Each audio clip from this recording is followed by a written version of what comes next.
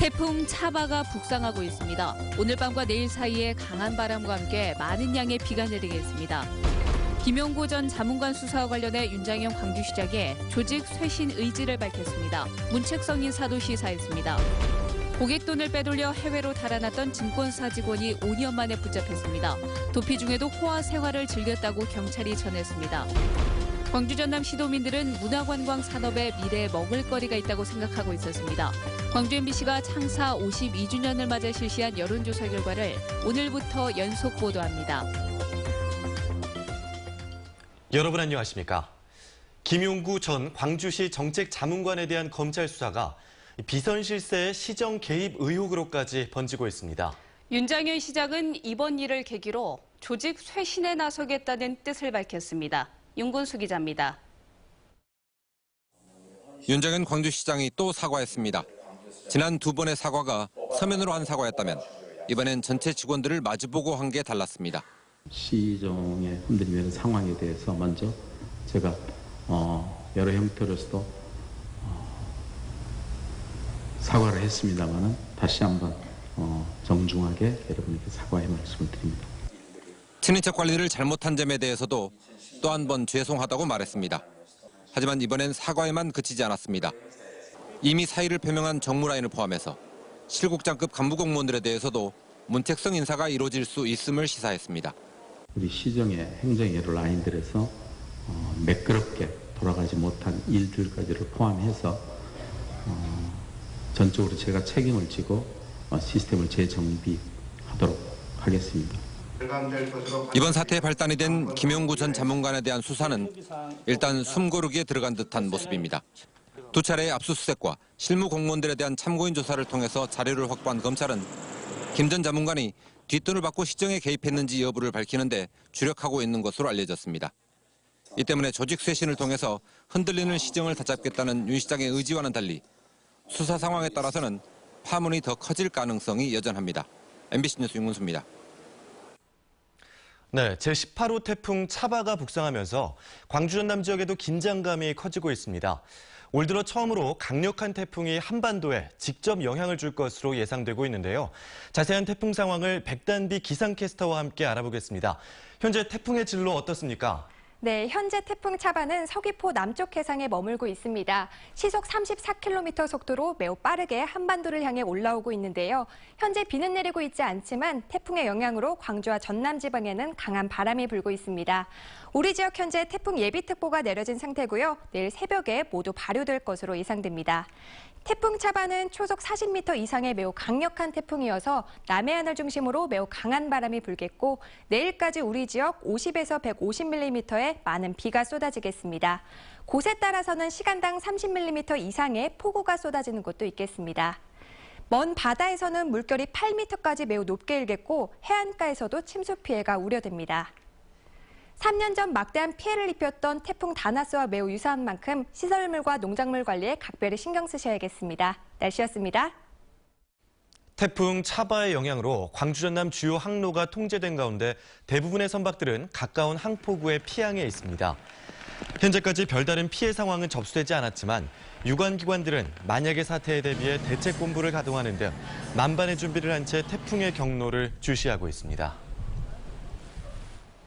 광주 MBC가 창사 52주년을 맞아 광주 전남의 신산업과 청년 일자리, 그리고 문화관광, 전라도 가치 등 4개 부문으로 나눠 특집 여론조사를 실시했습니다. 오늘은 첫 번째 순서로 지역의 미래 신산업에 대한 지역민들의 생각을 살펴봅니다. 한신구 기자입니다. 새로운 성장 동력이 될 산업으로 지역민들은 가장 먼저 관광산업을 꼽았습니다.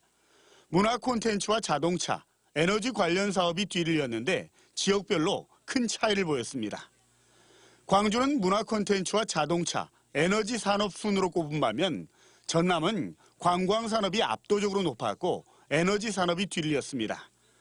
연령별로도 차이를 보였습니다. 20, 30대는 문화 콘텐츠를, 40대는 에너지, 5, 60대는 관광 산업을 미래 중요한 성장 동력 산업으로 꼽았습니다. 스마트폰 애플리케이션이나 실감 미디어 같은 첨단 문화 콘텐츠에 익숙한 20, 30대 젊은 청년층들이 취업과 일자리와 관련해서 문화 콘텐츠 산업을 선호하는 것 같습니다. 빛가람 혁신 도시를 중심으로 한 에너지밸리는 파급 효과가 클 것이라는 응답이 많았습니다. 그러면서 성공하기 위한 최우선 과제로는 지역 산단과 연계 협력을 강화해야 한다는 응답이 가장 높았고 에너지 관련 기업과 연구소 유치, 전문 인력 육성 등의 순이었습니다. 지역민들은 또 고령화와 인구 감소에 대비하기 위해 미래 신산업 발굴 육성과 출산 장려책 마련을 우선적으로 꼽았습니다. 말이 무상한 교육이지 실질적으로 정말 그 부모님들이 그 외로 무상 교육 외로 그런 지출하는 금액이 상당히 많이 있거든요. 그런 그 디테일한 부분까지 정말 정부에서 책임을 져야 되지 않겠는가 그런. 이번 여론조사는 엠브레인이 지난달 20일부터 사흘 동안 광주와 전남에 거주하는 성인 남녀 1000명을 대상으로 유무선 전화를 통해 실시됐습니다. 응답률은 14.2%였으며 표본 오차는 95% 신뢰 수준의 플러스 마이너스 3.1%포인트입니다. MBC 뉴스 한신구입니다. 고객 돈 4억 원을 편취한 뒤 해외로 도피했던 전 증권사 직원이 경찰에 구속됐습니다. 빼돌린 금액은 다른 투자 손실을 메꾸거나 도피 생활을 하는 데 썼습니다. 문형철 기자입니다. 순천에 있는 한 증권회사 지점입니다. 이곳에서 근무하던 44살 강모 씨는 지난 2011년 3월부터 넉 달 동안 자신의 고객들로부터 4억 원을 끌어모았습니다. 증권사 차장이었던 강 씨를 믿고 투자를 하거나 돈을 빌려준 사람은 모두 8명. 하지만 강 씨는 곧바로 해외로 도주했습니다. 장외 주식 거래를 통해 높은 수익을 올리게 해주겠다는 약속은 거짓이었습니다. 고객들의 돈은 투자 손실을 메꾸거나 도피 생활을 하는 데 사용됐습니다. 의도적으로 투자 사기를 하려고 그런 건 아니고 투자 실패가 있어가지고 메꿔들을 넣다 보니까. 중국과 스페인 등을 거쳐 지난 2012년 다시 한국으로 들어온 강 씨는 이후 4년 동안 국내에서 도피 생활을 이어오다 최근 광주의 한 모텔에서 붙잡혔습니다. 8월 달에만 10회 이상 골프장에 갔었고요. 도피 중에도 고급 승용차를 이용하는 등. 올해 초에도 순천에서 장외 주식에 투자한 투자자들이 수천만 원의 주식 판매 대금을 돌려받지 못하는 등 고수익을 미끼로 한 피해 사례가 잇따르고 있습니다. 경찰은 증권사 직원 개인 계좌를 통해 투자나 거래를 할 경우 추후 피해가 발생해도 증권사에서 보상받기 어렵다며 각별한 주의를 당부했습니다. MBC 뉴스 문형철입니다. 한비던전 반경 50km 안에서 발생한 지진이 30차례에 이른 것으로 집계됐습니다. 한국수력원자력이 제출한 국정감사 자료에 따르면 기상청 관측 이래 한비던전 반경 50km 이내에서 발생한 지진은 모두 30차례였고 이 가운데 한 차례는 반경 20km 안에서 발생했습니다. 또 30회의 지진은 모두 규모가 4.0 미만이었고 3점대가 9차례, 2점대가 21차례로 집계됐습니다. 광주를 위해 희생된 사람들의 이야기를 다룬 광주 MBC 5.18 특집 프로그램 그들의 광주, 우리의 광주의 후속 작업이 시작됐습니다. 5.18 진상규명을 요구하며 분신에 숨진 부산의 노동자 황보영국 씨 가족을 5.18 유가족들이 30년 만에 처음으로 만났습니다. 김철원 기자가 동행했습니다. 1987년 5월 17일 부산. 5.18 7주기이자 6월 항쟁의 소용돌이 전국에서 광주 학살 책임지고 전두환은 물러가라며 분신에 숨진 고 황보영국 씨. 광주와 광주 시민을 위해 죽어간 부산 청년이지만 지금껏 광주에서는 어느 누구도 그를 기억하지 않았습니다. 광주 시민들 담은 어디라도 와가지고 말 한마디 하다 하면 얼마나 좋겠노. 5.18 유가족들은 광주 MBC 5.18 다큐멘터리를 통해 황보영국 씨를 비롯한 광주를 위해 희생된 이들이 있다는 사실을 처음 알게 됐다며 미안해했습니다. 나도 모르게 참 눈물이 너무 막 흘리더라고요. 정말 그분들이 참 우리 광주를 위해서 그렇게 희생이 됐었는데 그것을 지금까지 우리는 잘 몰랐잖아요. 광주 트라우마 센터가 5월 가족들을 모아 황보영국 씨 부모님 댁 방문을 추진했고 마침내 유가족끼리의 만남이 성사됐습니다. 황보영국 씨가 숨진 지 30년 만에 만난 그들. 너무 늦어 미안하다는 말과 괜찮다는 답변이 이어집니다. 80년 5월하고 내 아들 죽음하고 같은 연장선에 있는데 강주 분들이 이렇게 한 번도 안 찾아오고 이렇게 원망 한번 해본 적 없어? 안 했어? 아유, 다행이시네요. 민주주의를 위해 싸우다 너무 일찍 세상을 떠난 자식들 때문에 생긴 인연. 5월 유족들은 쌈짓돈도 쥐어주고 한자 정성스레 쓴 편지도 읽어주며 늦게 찾은 데 대한 미안함을 대신했습니다. 이렇게 우리를 참 좋게 서로 만나게 해주셔서 우리가 동병상련으로 이렇게 정말 보듬어서 서로 위로하려고 저희가 왔습니다. 예, 감사합니다. 내용입니다. 그리고 아버님, 어머님. 광주 트라우마 센터는 앞으로도 이들 유가족들의 만남을 지속적으로 이어간다는 계획입니다.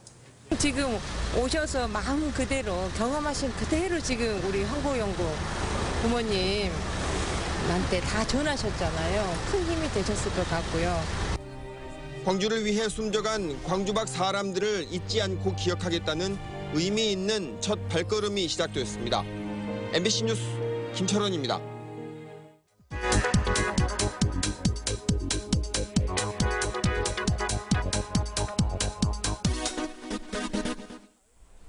이웃집처럼 편하게 드나들고 또 나들이 하는 마음으로 가는 나들가게. 평소 얼마나 자주 이용을 하십니까? 나들가게는 대형마트와 기업형 슈퍼마켓 때문에 어려움을 겪는 동네 슈퍼들의 경쟁력을 키워주는 제도입니다. 2010년부터 올 상반기까지 광주에는요, 511개의 나들가게가 문을 열었습니다. 나들가게로 선정이 되면 1억 원 안에서 간판과 인테리어 등 점포 시설을 개선을 하고요. 그리고 판매 정보관리 시스템 등을 지원을 받습니다.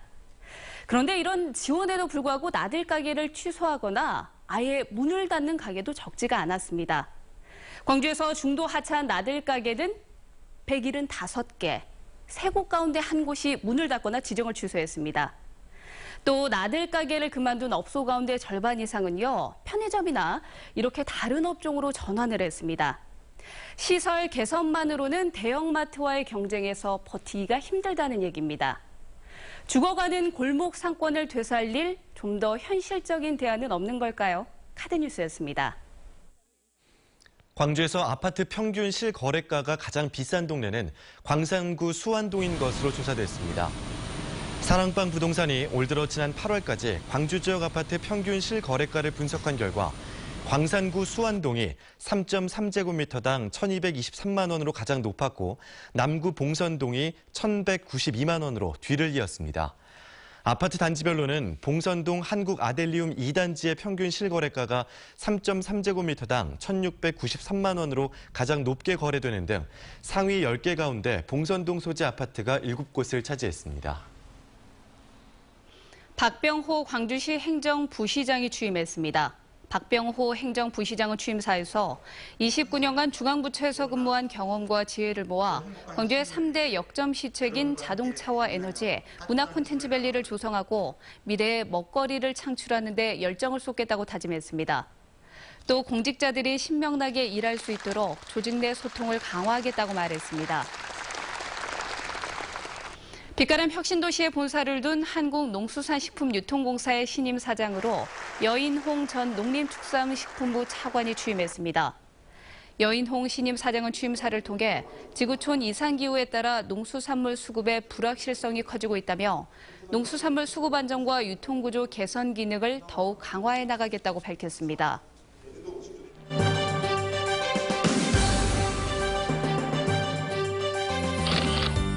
이장호 감독이 충장축제 기간의 충장로를 배경으로 여성들의 꿈과 도전을 담은 웹 영화를 촬영했습니다.